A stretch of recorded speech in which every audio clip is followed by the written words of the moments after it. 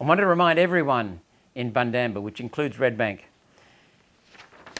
Anna Bligh made a promise as the Labor Party Premier after Peter Beattie to not sell Queensland assets.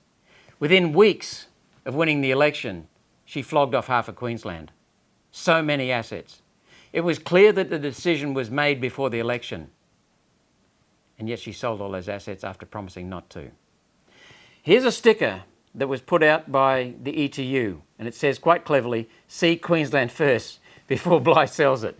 So you can see the ETU was strong in fighting against our asset sales.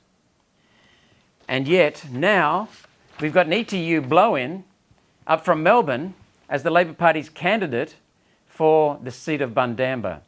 He's been in Queensland a few months. He's only been in Bundamba a very short period, much less than that. A blow-in from Melbourne. He's got a cushy job, $200,000 a year, on a Queensland Labor Party board. So even the ETU has succumbed to the selling of assets. Joanne Miller was the previous member, the state member for Bundamba. She was Labor. She was old school Labor, true Labor. She fought. She was the only Queensland Labor MP to oppose Anna Bligh's asset sales.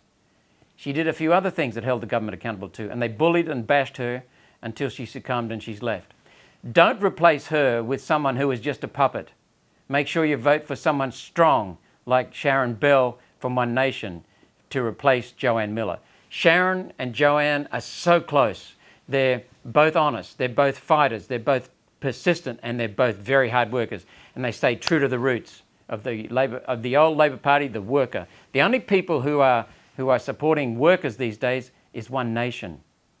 Now, it's very important to understand that like Joanne Miller, Sharon Bell lives in Bundamba. She's been in Bundamba 20 years. She came from a working class family in Ipswich. Her father was a truckie.